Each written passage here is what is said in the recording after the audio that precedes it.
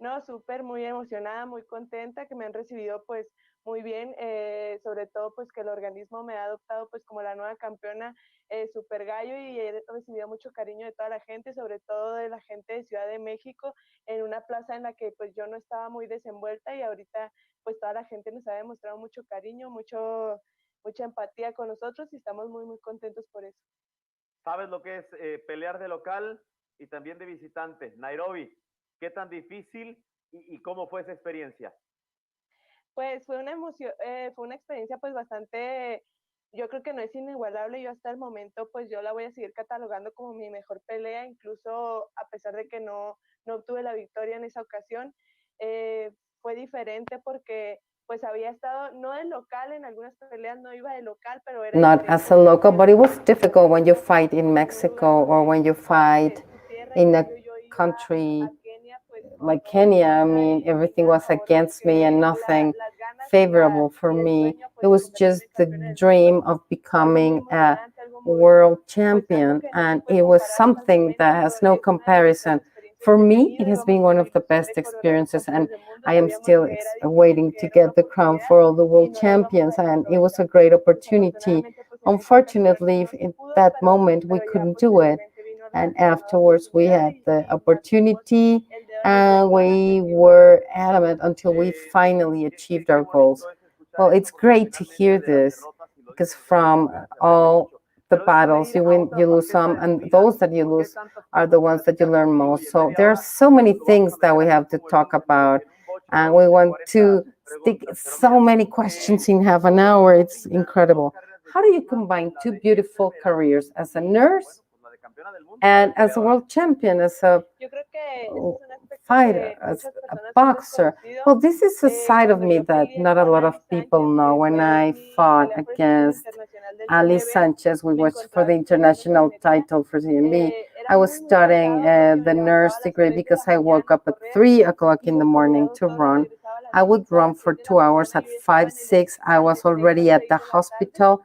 From 6 to 6 p.m., I would come back home, I would change, and then I would start training from 7 to 10, and then I would come back at 10 to do all my homeworks and stay awake till 1 or 2. I had so much homework that I didn't actually sleep, and that's how I ended up going running. I mean, it was really difficult. It was really hard for that lifestyle and my training. It was difficult both for my nursing career as well as for the boxing training. So when I was able to dispute the world championship, first they talked to me about AMB and then or WBA, and then the CMB or WBC. That's why I asked for permission. They denied this. When I went to Kenya, I was absent for a month and a half. So afterwards, I had to be studying and paying for all of my school absences, and it was really complicated due to the time and the place where I was working at and fighting. They would actually remove me. I was temporarily removed from the nurse school, and that's when we started the quarantine. And now I couldn't get back to school, so it's already a year for me that I've been out of school, and I haven't had a chance to go back to school. I am temporarily out of the career, and the university couldn't find a way, or they were not willing to help me and support me in that aspect. And I understand that it's a very demanding career. We deal with people. We're not dealing with machines. We're dealing with human lives. And it's a really practical career with a lot of hands-on. So I couldn't be a world champion and studying it. But I'm still hoping that very soon I can do that, and maybe I have an exchange program or to co-validate my different things. I have been already there for 3 years, so it was one more year to get my degree. This is a career that I like very much, and it brings a lot because it gives me the more human side to my persona, to treat people properly, and it also the sport, which is a very noble sport, so it in both imply commitment and responsibility. Well,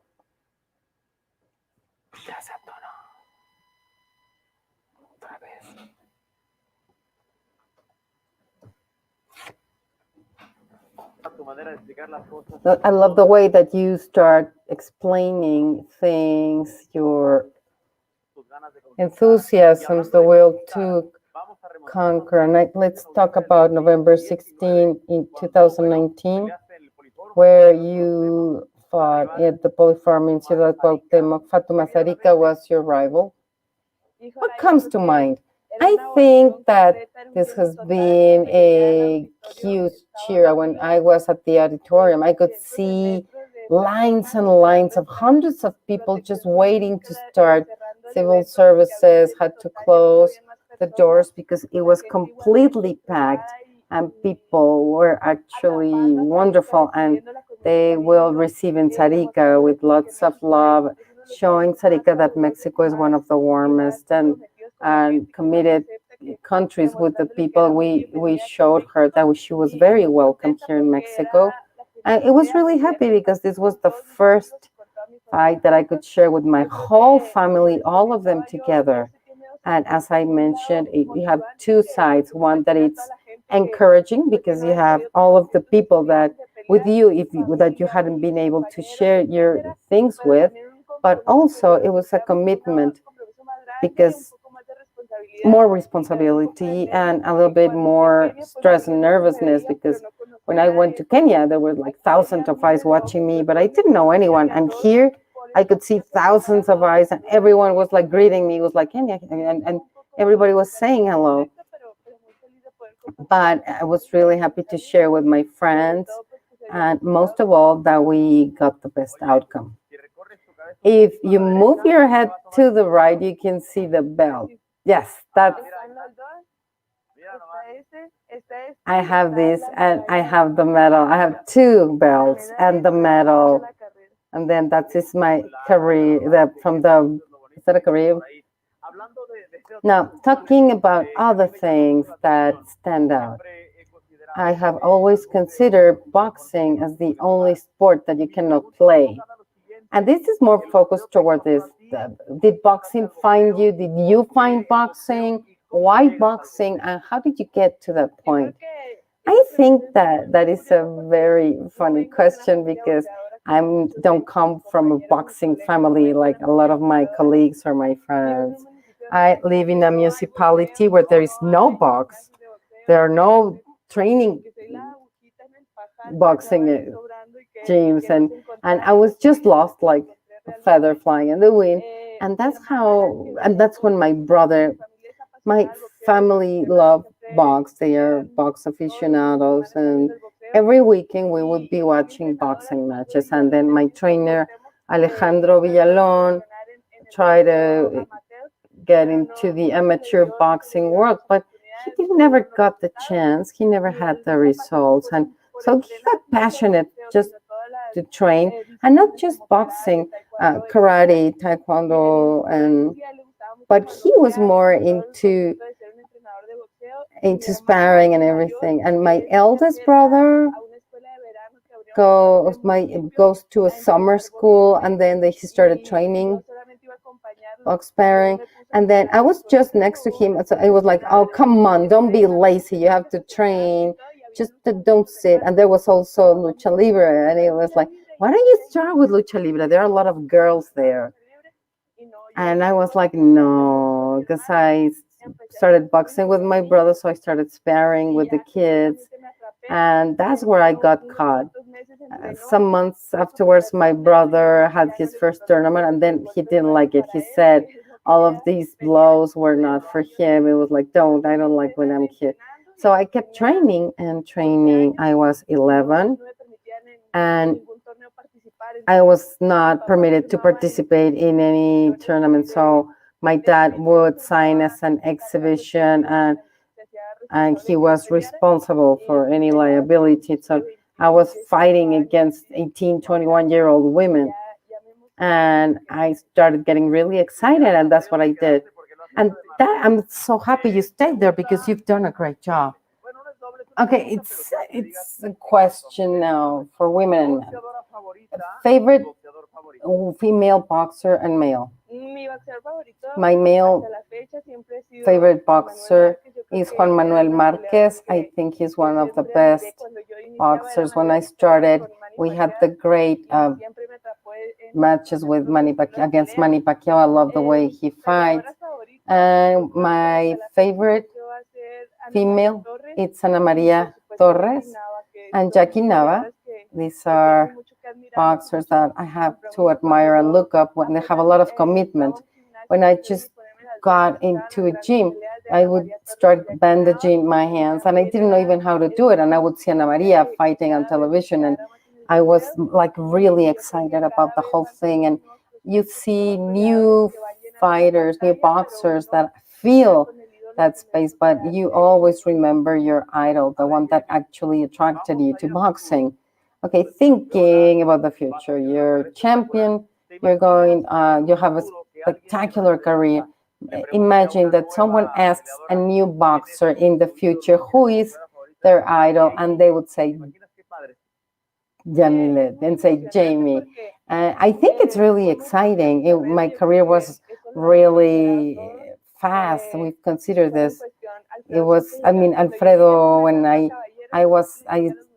got into Alfredo Caballero's gym, Alfredo said, no one will be a world champion with less than 6 or 7 years of practicing and training. And Alfredo, well, Jamie is the exception because she started very young. And since I started with box promotion and Sanfer, my career just had a great lift up, and I was having one match per month for the past 6 months, and that's how it skyrocketed. And you saw the changes, and then the lights turned towards me, and we're so thankful for all of the opportunities that we had. Thank you. Can we combine the questions that we already had, but also the public's? I love this one, Jamie. Okay, let me see. I'm 22 years old. I just started boxing a month ago. What do you recommend? She's 22 and she just started boxing. I think that it's never late to start something you really enjoy. As long as you're disciplined, you're perseverant, you're committed and passionate about your actions. I think that many times I heard those words like drop everything. Even my dad, he was not fully convinced and he was like, finish your career, your nursing degree, and just stop boxing, stop getting banged and hit. I mean, you have great connections at the government level. So why don't you continue with your career and get into a really nice job? I mean, being stuck with all of these blows, I mean, it's difficult. So those were the things that were really hard for me. And I think I saw a little of the negative side of boxing. My perseverance and sticking to my ground, because I felt that I was really good, was what kept me here. It's like, it's also the way you behave. I didn't mind if I didn't have a trainer. I would be at my dad's garage and I was training there, and I would leave just the door open and the children would be looking under the door, and it's like, do you have any boxing classes? No, we don't have any boxing classes. I'm training, but it's open if anyone wants to. I mean, we have the punching bag and the sandbag, and I don't have time to train you because I'm training myself, but you can come and train here. And I think those were really difficult times, but I was committed. And even though my dad said no, he just looked at me and he knew in his deep inside that I was committed, and that was my dream. And it's a dream that come true also for him. Well, we know that you are determined, disciplined. And are you like kind of grouchy or? Well, yeah, I get angry really quickly. There are many things that I dislike, when I just can't fake things out. I mean, I'm not fake at all, and I'm always very clear about those things. When it's someone has any disagreement with the handlers, the trainers, they see my poker face and it's like, "Do you want to talk about something? Do you want to discuss something?" Yes, I much rather talk at that time instead of getting into all of these problems. I think that as a boxer, you need the best communication with your handlers and your representatives, and that's what will make your career more focused and healthier towards your goals. I'm going to throw a jab, right, and a hook of questions. I will mention female boxers, and when you hear those names, tell me what comes to mind. Ana María La Guerrera Torres, she's my idol. She's my inspiration. Jackie Nava, technique. La Barbie Juárez as my next contender. I like that one. Let's go back to the people that are online and I will be asking you, okay, what are the obstacles as a woman in the boxing world? Because as you know, that I am pro female boxing, but I know that the road is not paved right. What are the obstacles that you have faced as a woman in the boxing world? I believe that this is a story that I told a lot to the media when I started. There is no boxing here in Ciudad Cuauhtemoc, so I started with a promoter in Casa Grande, Chihuahua. He wanted to sign a contract, and my dad also didn't want to sign it because he wanted to sign it along with my dad, and we didn't agree. And when I didn't accept to sign that agreement, he signed my fighter, and he manipulated me that there would be no other promoters that would manage me. That without him, I was nothing. If I didn't stick with him, I would be nothing. So everyone was like stuck there. So he offered a fight that I accept, and unfortunately, I realized that everything was rigged and that he had signed another boxer, and that everything. I mean, they changed my weight. I was in featherweight, and then I was changed into super bantam, and it was really hard to get into that. I think I've never fought so hard to get into my weight. And 1 week first, it was like, I'm not fighting. I don't have any agreements or contracts signed. And my dad comes with his letter of commitments. This is your commitment letter. This is your compromise. You have to be responsible, committed, no matter what happens. I think you're just imagining things. So my dad and my trainers made me fight box, and from the beginning till the end, we saw that everything was fixed and everything was rigged. And I lost that boxing match. And afterwards, I get down from the ring, and one of the judges throws his badge, and they say, "You guys, that's not the correct punctuation." And he apologized to me. He said, "You don't have to be in this environment. Just get out of here as soon as I can." And that's what I did. Previous weeks, the promoter starts manipulating my trainer that I had been training. I mean, for 8 years, I didn't have any other trainers. He says, "Why don't you just kick her out of the gym if she doesn't sign the agreement?" So I didn't sign the agreement. So I stuck out. I mean, I was training just at home. And it was just constant manipulation. When I had other promoters, he would manipulate me, and he closed many doors. It was really difficult because he would pay all of the boxers so they wouldn't come to the waiting ceremony. So they would pay certain commissions so that they would not get out and they couldn't come. So it was really hard to work with this promoter. He took advantage of this situation because there was not much knowledge of what the promoters were, because we didn't have many into the Chihuahua. And he took advantage of the situation because I was a kid, I was a girl, and he wanted to take advantage of it. He said there were no women, and forget it, like not even boxers, female boxers. And if I really wanted to get away from his promotional services, I mean, I wish I can see him face to face and tell him you're wrong, because I hung up to everything because he said he was not committed and he was not loyal. I trusted my career, and he sent it to the dung, to the garbage cans, and that's what kept me alive. That's what kept me trying to look for the best opportunities until I found the promoter that could help me, Mauricio Madero and Rafael Soto, and they were the ones that actually helped me to get back up on my feet.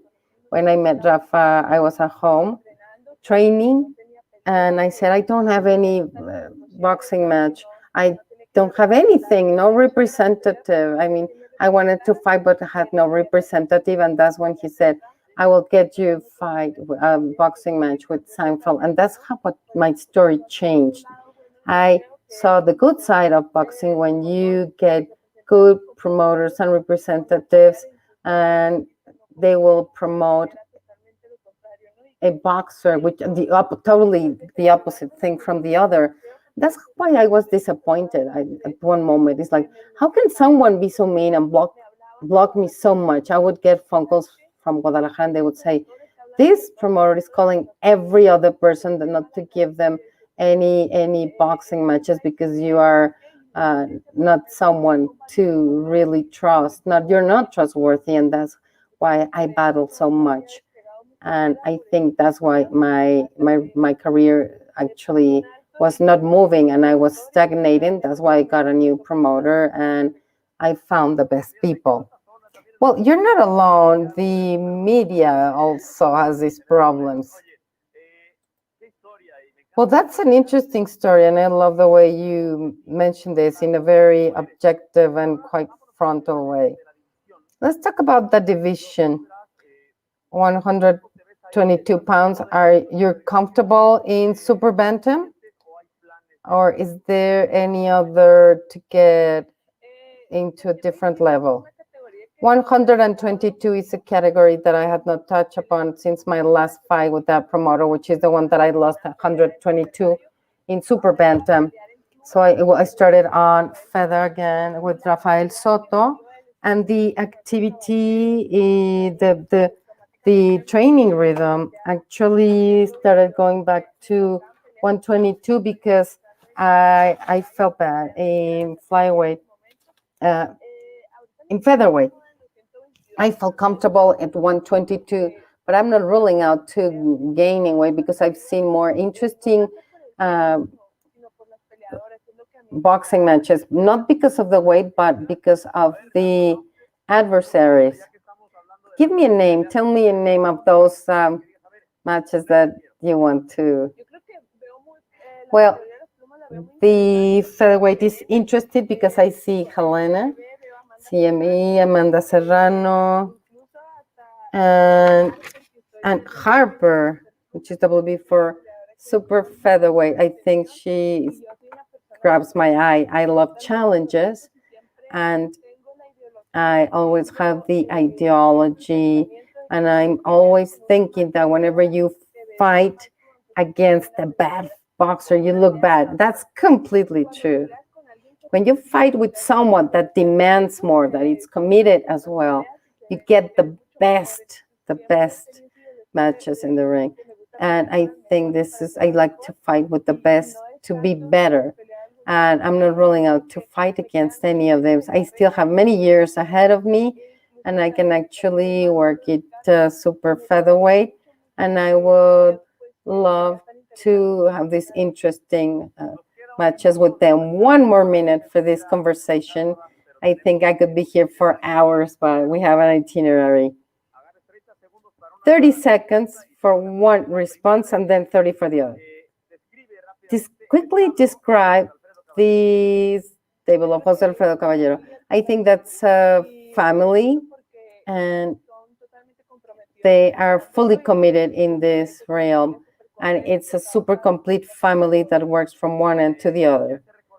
How do you want to be remembered when you end your boxing career? Well, as one of the youngest female boxers that has been crowned as a world champion at a very young age, a long story in the boxing world, and not rule out the fact that they saw me as a kid and now I'm an older adult and a great champion. Let me use these close words and I say women first, but in this case it'll be women last because you will close with the message. Well, first of all, I would like to thank WBC that has opened the doors for me. I'm really happy to be part of this important and beautiful organization. As a child, I wanted to be champion from the WBC and have been defending it and to be fully committed with my belt and this organization. I feel really proud and trying to encourage values, respect, and everything. Right now we're living and going through difficult times. I'm committed to see the good things, take the bright side of these dark moments. I appreciate that very much. And well, thank you very much. Bye, Jamie. Bye. Thank you all. Thank you all for being here. And stay tuned to see what the WBC is doing for you in this virtual conversation. Ernesto Amador saying goodbye. Thank you.